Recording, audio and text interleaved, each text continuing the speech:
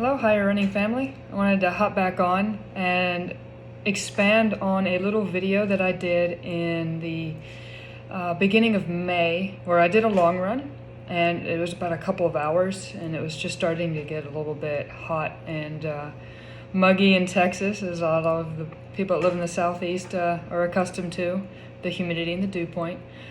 But what I was highlighting in that quick little video was the fact that I was trying to cover time and distance, but I also had some up-tempo effort to make in it. And while the pace was not by mile split, wasn't progressing faster and faster, my effort actually was, even though the splits were by and large staying the same, but my heart rate was just kind of creeping up a little bit. And the perceived effort was ticking up, from 75% slowly over to maybe around 82% by the end of that effort, which was a progression tempo. That's what you're looking for when you're training in the heat, just as you are when you're training in the cold. The difference being is you just may not see it in the mile splits. And it takes time, it takes practice to get comfortable with the notion of not hitting splits head on. Sometimes with technology, it just becomes arbitrary. Our coach writes down a time. We have to achieve that time at all costs, and sometimes we just don't listen to the little messages that our body is telling us that, hey, it's a little hot, can we just slow down a little? And there's graphs and charts that help. You can add the dew point plus the temperature, and you can put those together, and you get a score like 70 degrees and 70 dew point, 140. What does that equal? Okay, that's about a 2 or 3% pace adjustment for those who do want to keep it a little bit analytical. But a couple of things that, I wanted to really make a big point with is heat really does matter. Mind over matter gets you out the door. Discipline keeps you on track for a training plan. But you can't outrun physiology when it comes to training in the heat. You can prepare, you can have a game plan, and you can have multiple, basically, successes. You can look at it different ways, and outcomes for your long run. So don't be afraid to have to adjust partway through a run. Adaptability and a little bit of grace when you're training in the heat will go miles past trying to force something that just may not be right for the moment. So if you're able to just be a little bit patient with yourself, you'll get where you're trying to go with your goals and be able to do it year after year. And then, of course, in the moment, keep you safe while you're out there. So start with the positive talk and be in the mile that you're in, or the minute. For people that want to walk, or they need to, or that's their training plan. To people that are, if you're a 2:30 marathoner. Be in the minute that you're running, be in the mile that you're running, be in the lap that you're running if you're on a little loop. Don't overthink to, oh God, I have got another 14 miles or 2 hours to go. Don't try to get too wrapped up in that. It's just like being competitive in a race. Don't worry too much about the laps, the split. Just be where you are right now, run the lap that you're in. And the same thing applies with the heat, and just you really just tell yourself, hey, I'm out here, I'm doing it. It's good. I'm gonna make it. I'm gonna do this. I'm gonna adjust where I need to adjust, but I'm gonna hang on to this run. It's a good fortunes that I'm able to be out here today. I'm able to run. I have my enjoyment. I have the nature. I have the beauty with me, and I have my goals I would like to achieve. And just think of it. Maybe you're having a bad day, and it's your outlet. Maybe you run on behalf of somebody who can't physically run. You can always carry someone's honor, legacy with you wherever you go. It's a state of being in your mind. It's not just outcomes that are on a piece of paper. Just remember what you feel in your mind and your heart, and having a positive outlook on your running is it's going to help you in the mental health side of things. It's going to keep the true reason why a lot of us go out the door to run, and just always in that aura of positivity. It can hurt, you can be uncomfortable, and maybe have to suffer sometimes to hit splits and paces, and that's fine. There's nothing wrong with saying positivity doesn't negate harder work that has to happen to achieve goals. So, definitely they just go hand in hand. It's just don't let something spiral into a negative viewpoint when you are out there training in the heat. Now, things that I watch for when I'm training, and of course, all my wonderful athletes do monitor the same, please, or anybody that's watching this video. I have a chest strap, heart rate. I have a Garmin watch and a Garmin chest strap. So, I don't necessarily watch my heart rate to a T of am I in zone 3.746 like I need to be for this tempo.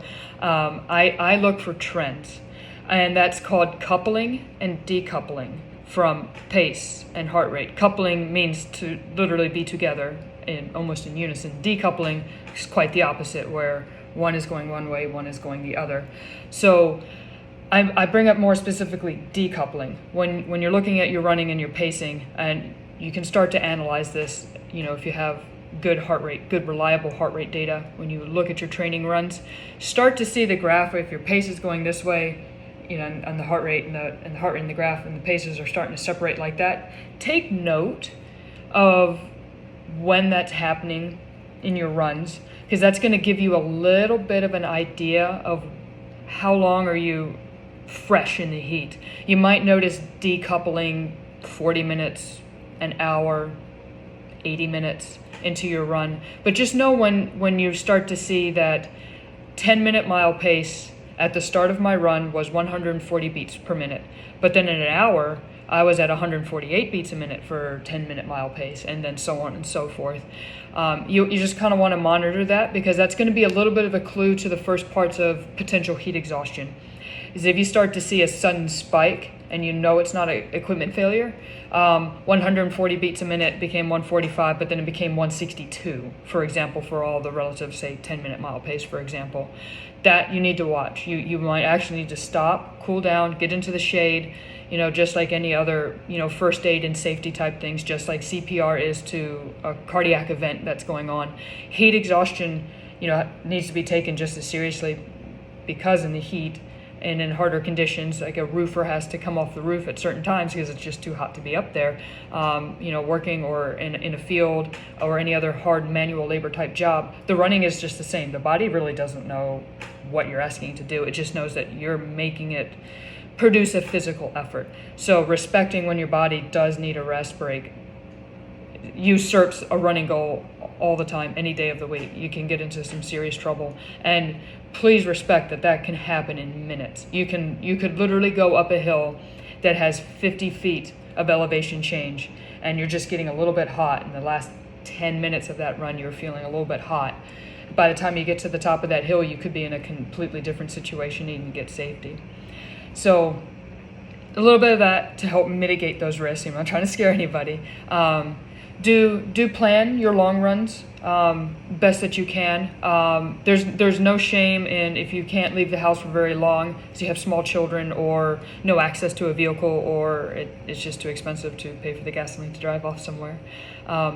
Don't be afraid to keep looping back to the house and refilling a vest. You can have 2 little bottles that sit here, or a handheld on either hand, however you would like to do that. Or if it is just 10-minute loops, then you stash a nice cool water bottle in a bush.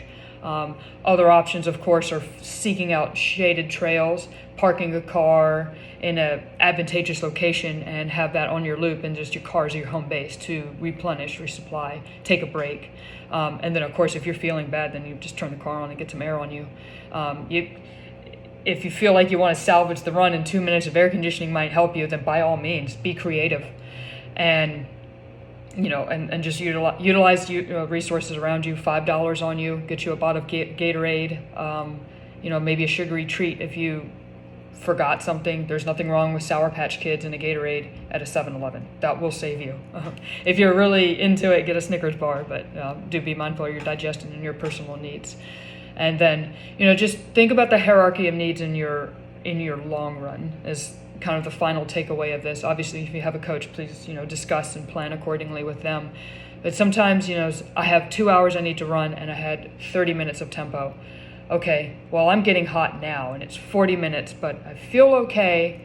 okay, I'll just slow down the tempo.